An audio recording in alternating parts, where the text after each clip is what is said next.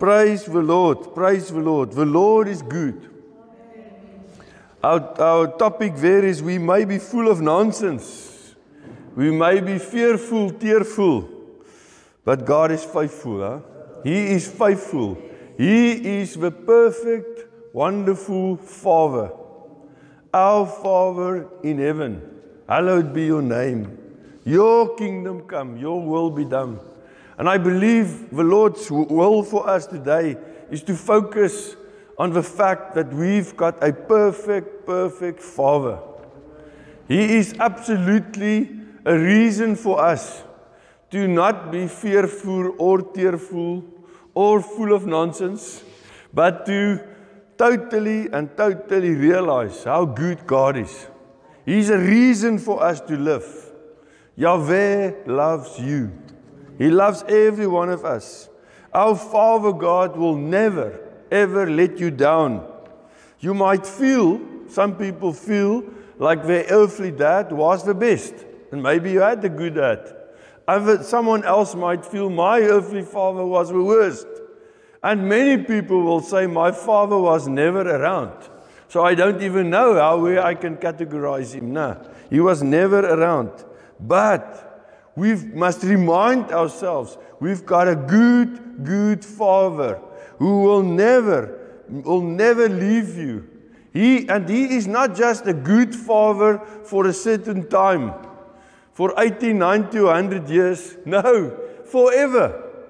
You realize our Father is not like, most of us, we humans, we are like in a cricket game. We've got an innings. We've got an innings. A certain time till the bowler get us out, But our Father's got no innings. The game goes on forever and ever. His love for us, His goodness for us will be there forever. And it will not be very far to reach here with us. He's with us every moment. Earthly fathers try to love their children, huh? They try to love their children, to teach them, to cheer them on, wants them to succeed. And when we have questions, they can sometimes come up with the most profound answers. You will not believe it. I mean, for instance, if you go to your dad and you ask something, you will say, ask your mom. I mean, that's very intelligent, isn't it? I mean, because you might give an answer and mom might not like it. So it's a very intelligent answer. Or maybe you must ask him and he will say, I don't know. But as you walk away, he will tell you, if you've got questions, you can always come to me. So dads can be profound. But our Father in heaven is totally profound, above what we can think or dream. Amen. That's why I believe Paul says in Ephesians 3:20, we can ask Him anything that we can think of, dream. He can give us more than that. More than that. The guys from, I can only say it now in Afrikaans, NASA. It's for people that think they can still go to the moon or Mars. But the only guy at the moment is Elon Musk. But anyway, so they say, their scientists say that the sun, the volume of the sun, not the measurement, the volume of the sun, is about 1.3 million times more than Earth. Just to tell you, the sun is huge, He's really huge. Now I tell you today, if you want to in any way compare the love of a normal earthly dad with the love of God, it's like comparing the sun, or the love of a parent, a normal dad, as a candle, and the love of God as the sun. It's impossible. It's incomparable. It's not possible, because we as humans can just love as far as it goes, But our Father loves us. Just to think for the fact that even before we were born, we're going to speak. Yeah, here it is, Ephesians 1 verse 3. It says that even since before the foundation of the world, He already loved us and planned for us. You understand? He already know this guy is going to be born and this guy is going to do a lot of nonsense. This guy is going to be a naughty, actually a good word for it. And then he's going to give his heart to me. But all through that, he already loved the guy. You understand what I'm saying? It's totally out of our mindset. Jeremiah 31:1 says, God has loved you with an everlasting love, and He has drawn you to Him with loving kindness. I tried to get, there's a lot more, there's a lot to find in the Bible, in the Old Testament. But I also tried to bring things from the Old Testament. Because the other day I heard what Amir Tsarfati said. He said, if you go to church with just your New Testament and Psalms, it means you're bringing half a Bible. He said, and I hope you've paid half price for it. You must bring the Old and the New Testament. That's the fullness of God's Bible word. No. But in John prayed in John 17:23. He prayed that the world, he said, Father, I pray that the world may know that you have sent me and have loved them as you have loved me. So think for a moment, the only perfect Son ever, the perfect Son, is speaking to His perfect Father and asking that the world will know that the perfect Father loves the imperfect, just like He loves Him. It is out of our minds. And God still loves us. He loves us just as He loved Jesus. Ephesians 3:18, Paul prayed that you may be able to comprehend with all the saints what is the width and length and depth and height, to know the love of Christ which passes knowledge, that you may be filled with all the fullness of God. God wants us to realize something.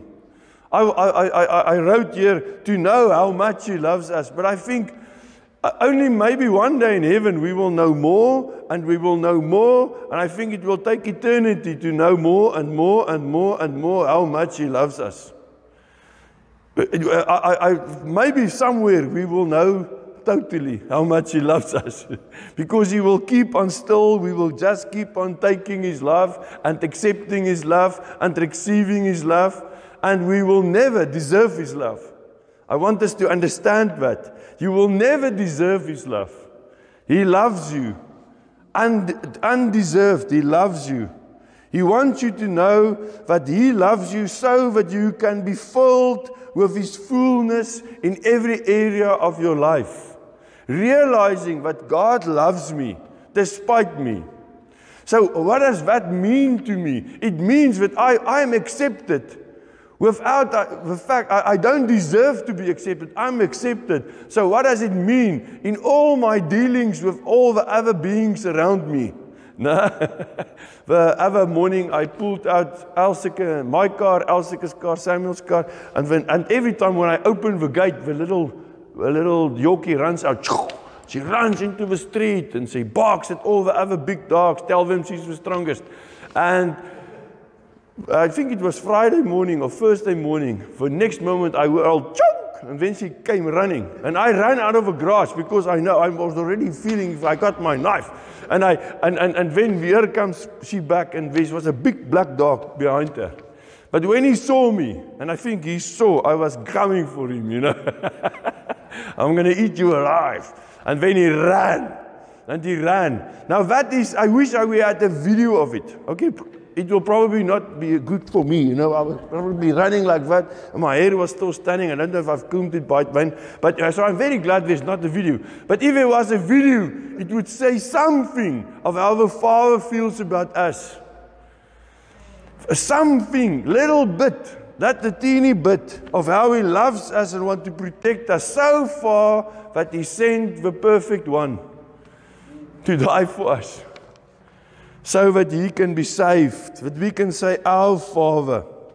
1 John 4:8 says that God's love is even powerful enough to cast out all fear. Because when you know how much God loves you and His faithfulness in that love, you will never, if you really realize how much He loves you and His faithfulness in that, you will not be worried and fearful. You will realize I'm a beloved. I'm a special child.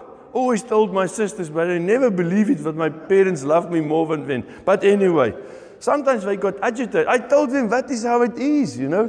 But anyway, they bullied me. Can you believe it? Just for saying that. But you see, if we realize how much God loves us, you think that's why they bullied you.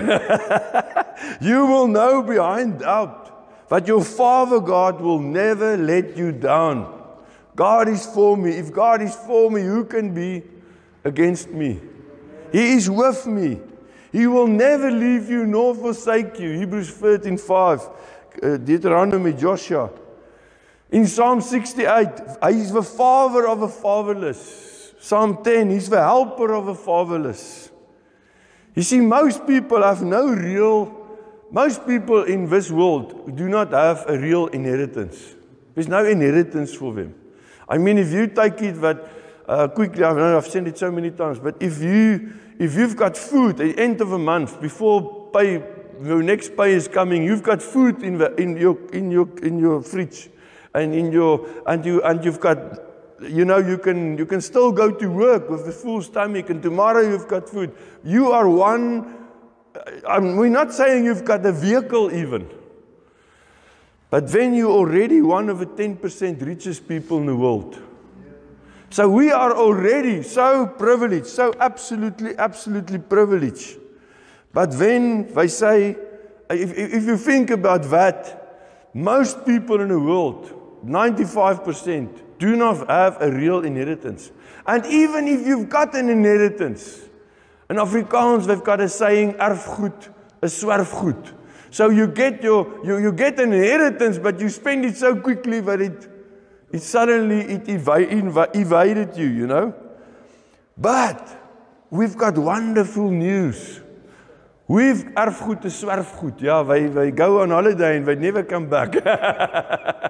But you see, we've got a Father who loves us totally and who gave us already, even before we can never deserve it, but even before we gave our hearts to the Lord, He promised us so many places. Galatians, He says, we've got an inheritance, the same that Abraham's got. We've got the same inheritance that Jesus gave us. We are joint heirs with Christ Jesus. Romans 8:16-17, Galatians 4:7, Revelation 21. We are joint heirs with Jesus. He already died. Someone had to die for an inheritance to be there. And we've got a living inheritance. It's never going to end. You understand? Our Father owes everything. And the only thing He's saying, come and be with me. We are already with Him. We are trust kids. I don't know if you understand that. But I've read so many in my life, and many times you read about people who's trust kids, you know. They've got some type of a Rothschild at the back. And they just receive money every month. It sounds wonderful, but the bad thing is many of those people turn out very bad. Very bad, no? Because why? They never have to work. So at the end, they just go on drugs or whatever. It's too much good stuff for them. Shows you too much is not good for you. But we've got a Father who promised that He loves us and He will protect us and He will provide for us. We just need to receive it and say, Lord, here I am. I know You are my Father. You are the best. See, Psalm 73 verse 25 says, whom have I in heaven but You? Again, remember, this is old covenant person. But he realized God is everything. He says, whom have I in heaven but You? It might sound negative, but you can also take it positive. Who have I in heaven? I've got You, Lord. And I've got some people I want to talk again who's already in heaven. No, it will be nice. It will be wonderful. And there is none upon earth that I desires beside You, Lord. My flesh and my heart fail, but God is the strength of my heart and my inheritance. Some translations say God is my portion forever. my inheritance, my portion. The presence of God belongs to us because we believe that Yeshua is our Lord. He died for us. His blood flowed for us. Through His stripes we are healed. We are forever in His presence because He was raised from the dead. We've got the righteousness of God in Christ Jesus. We've got a perfect, steadfast inheritance. And there's nothing that the enemy can do about it. If he goes too far, we go quicker. Praise the Lord. Verse 28, but it is good for me to draw near to God. Doesn't matter what happened, it is good for me to draw near to God. I've put my trust in the Lord God, that I might declare all your works. And that is all that we have to do. Declaring the works of the Lord, the goodness of the Lord, everywhere we go, in everything that we do. 1 John 3:1 says, behold, what manner of love the Father has bestowed on us, that we should be called children of God. Praise the Lord. We can be called children of God. Who's your daddy? Father God. There was a song. One of the young girls, I think I've told you before, Ilani, she was played piano, wonderful. She's in Cape Town now. But Ilani, with a matric dance, when she was a matric, I used Yuri's bus.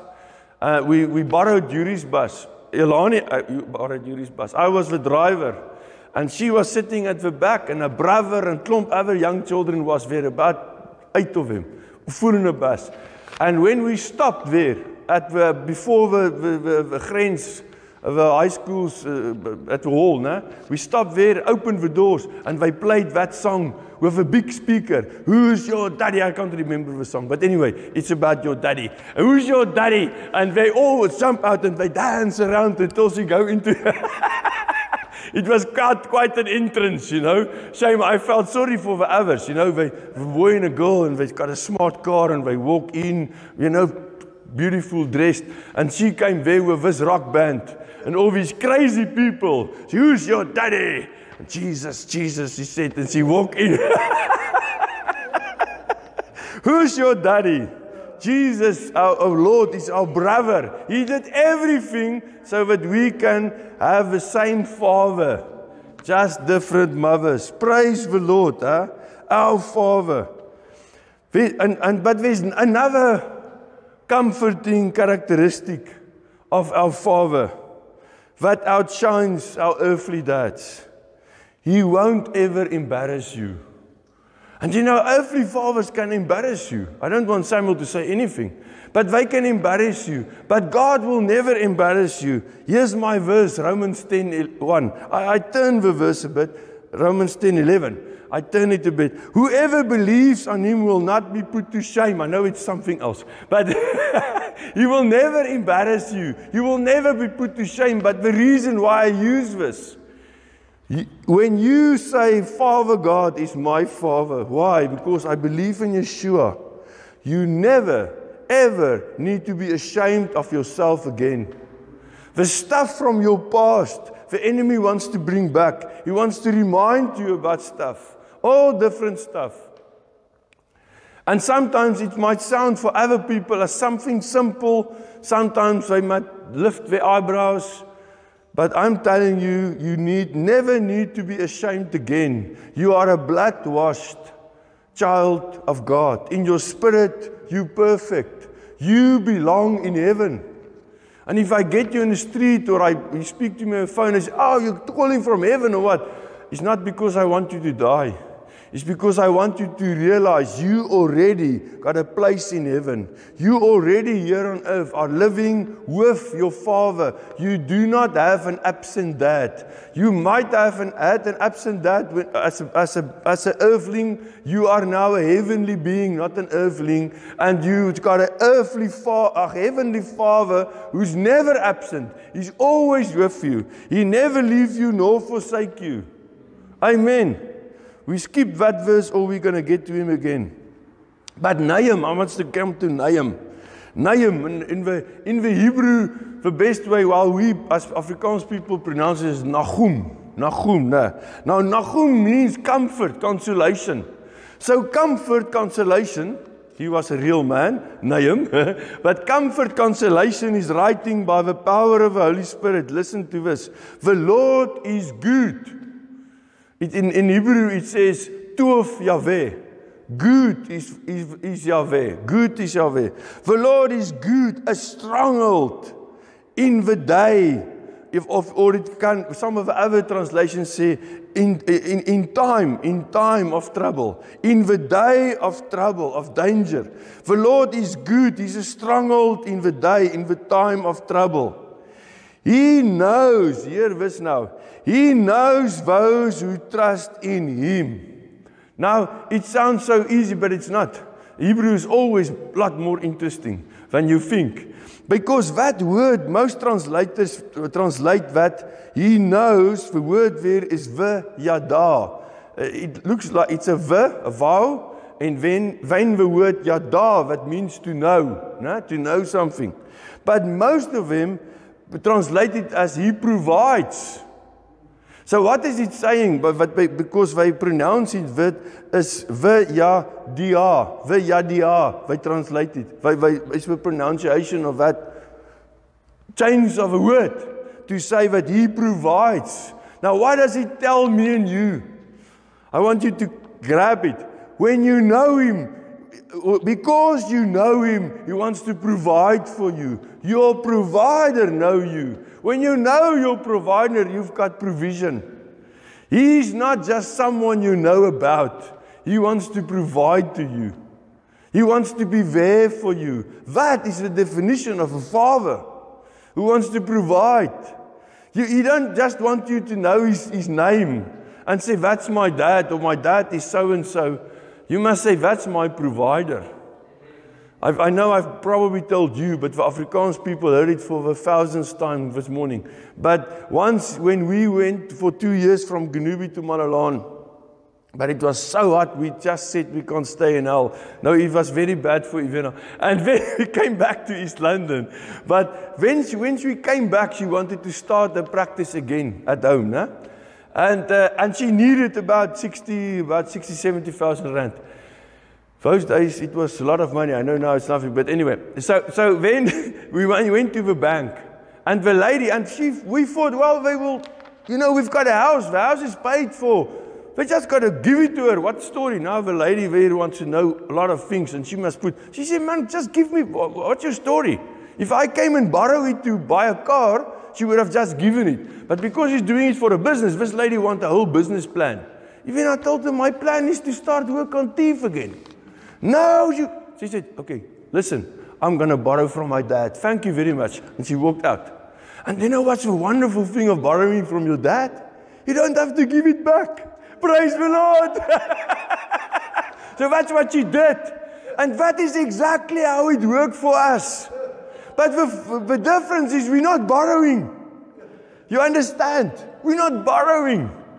We're not borrowing. We might say, like people, no, I can't tell that. But anyway, we're not borrowing. We just say, Father. I've got a Father in heaven. I'm going to call Him Father. You hear what I'm saying? We've got a dad who loves us. If you take up the phone, you go on your knees, or however you pray the best, just pray whatever your way is. But if you ask, Father, help me. He's there. He's hearing. You understand what I'm trying to say? He's our provider. He's the one that provides when we know Him. He knows. He provides for those who trust. The word trust, what they translate as trust, is chasa. But chasa, trust is normally another word. But because normally it's to hide. In Afrikaans om te skuil, om weg te kruip. He hides, take refuge, to take refuge is chasa. But chasa is translated trust or take refuge. So when I say I trust you, I only trust the place I'm going to take refuge in. You understand what it's saying? So let's read the whole sentence. It says, He knows those. He knows, He provides for those who trust, those who take refuge in Him. And we can just say, Lord, here we are. We know you because we can know you from your word. I want to say it again, maybe if I remember when we pray. If we take up the Bible, we take this word and we open it. I'm now in Habakkuk. And you know, where the takbokker is dancing, you know, the spring, the deer running through waters, whatever. I'm here in Habakkuk. If we open this is what I'm looking into the heart of God. If you want to know what is in God's heart, just open this. Open His word, read it. And you will hear His heart for you. He wants to provide for us. He wants to protect us because He wants us to trust in Him. He wants us to trust in Him. He wants us to take refuge with Him. Nothing else, nobody else, with Him. He's the only trustworthy one. And man, He loves us like no father on earth can ever try. He wants to shine like the sun on you with His love. Absolute warm love. Deuteronomy 7:9 says, therefore, again, Old Testament, therefore know that the Lord your God, He is God, the faithful God, who keeps covenant and mercy for 1,000 generations, with those who love Him and keep His commandments. Now you see, commandments, yes, also for us in the new covenant, who Jeremiah 31 verse 33, the Lord said, I'm going to write my commandments on their hearts. I'm going to write my law on their hearts. Also for us who know that He gave us His Holy Spirit, Romans 5:5. Through He placed His Spirit in us, His love within us through His Holy Spirit. Thank you, Lord. Thank you, Lord.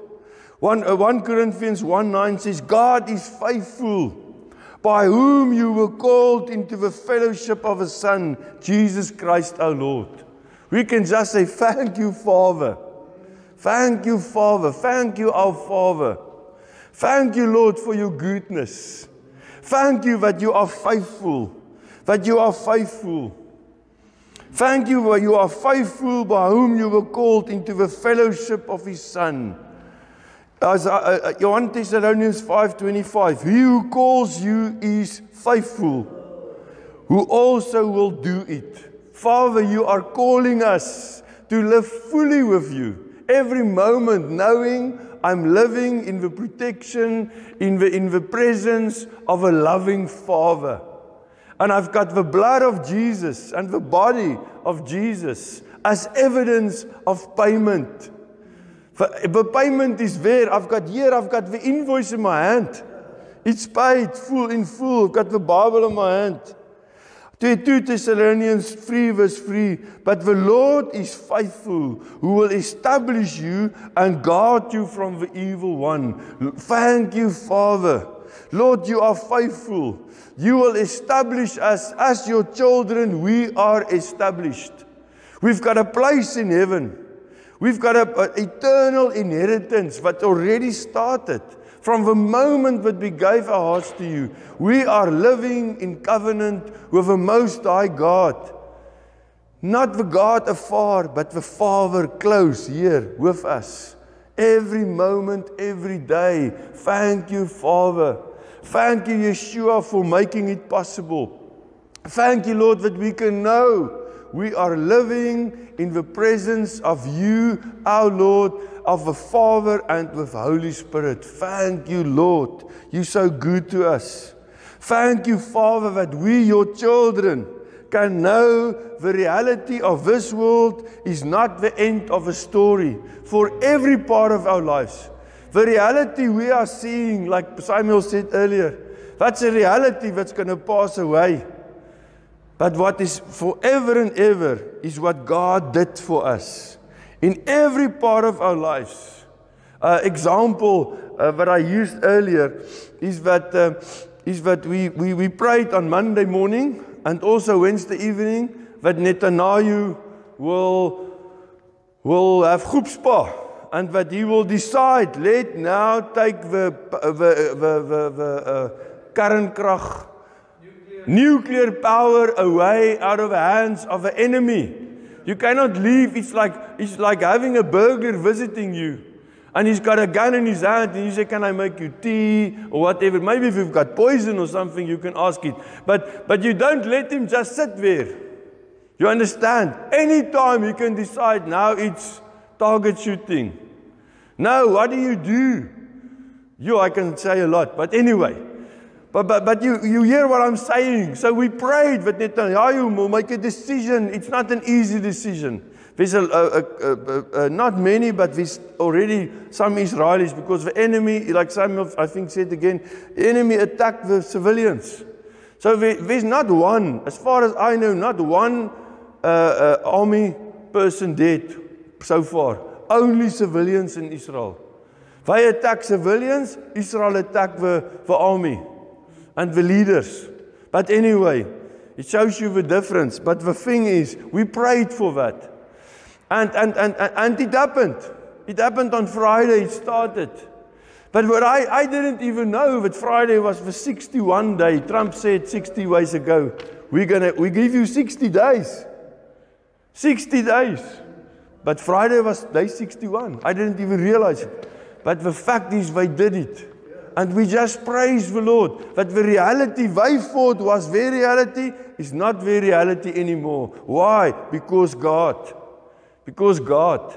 The only thing that catch me a bit about every time Israel fight is that they keep on saying how good their technology, etc., etc.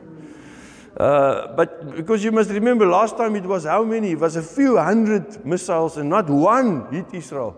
This time already a few hit Israel. Okay, there's a different type of missile they're also shooting now that's a lot quicker. But still, the thing is, but God.